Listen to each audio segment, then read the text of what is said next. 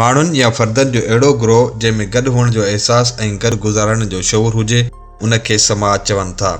इहे हिक ॿिए सां लव चढ़ में अचनि था ऐं हिक ॿिए सां हर मामले में सहकार ऐं तावन कनि था।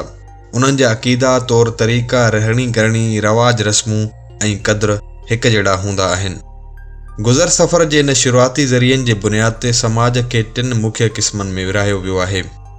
पहिरियों आहे सनअती दौर खां अॻु वारो समाज, जंहिंमें शिकार कंदड़ ऐं शयुनि खे गॾु करे रखंदड़ समाज आहे, चरागाही समाज आहे, बाग़बानी समाज आहे ऐं ज़रई समाज आहे।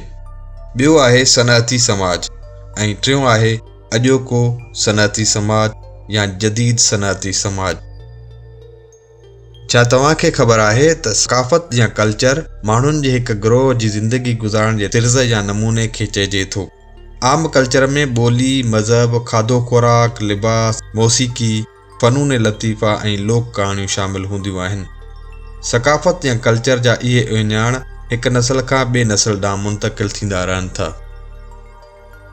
शिकार कंदड़ ऐं माल गॾु करे रखंदड़ समाज।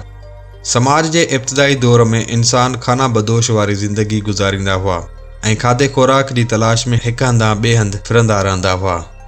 माण्हुनि जो घणो वक़्तु शिकार करण ऐं रोज़मर्रा जे घुर्जनि ऐं ज़रूरतुनि जूं शयूं गॾु करे रखण लाइ झंगली मेवनि ऐं ॿूटनि जूं पाड़ू पटण में सर्फ थींदो हो।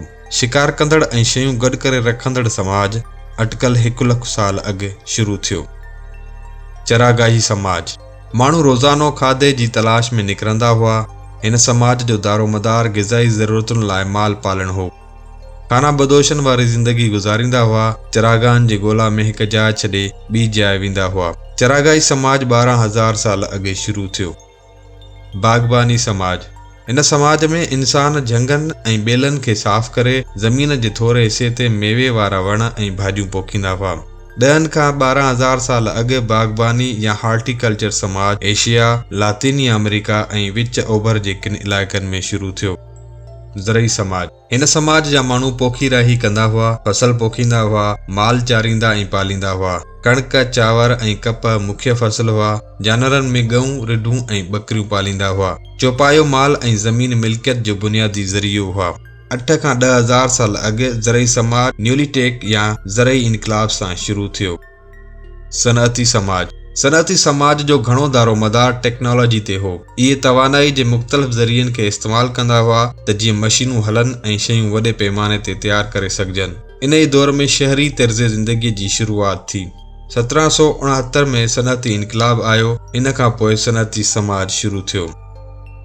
अॼोको सनअती समाज। पैदावार जे तरीक़नि में वॾी तब्दीली आई। शयूं नए नमूने सां ठाहिण जो तेज़ ऐं बहितर तरीक़ो राइज थियो। हाणे शयुनि सां गॾु ख़िदमतूं बि अचियूं वञनि थियूं। हिन ज़रिए सां माण्हुनि खे सुख, सहूलियत ऐं सवलाई मिली आहे। सनअती तब्दीली जे नतीजे में शहरी सक़ाफ़त उसरी। 20 सदीअ जे विच में यानी 1950 खां पोइ अॼोके सनअती समाज जो आगाज़ थियो।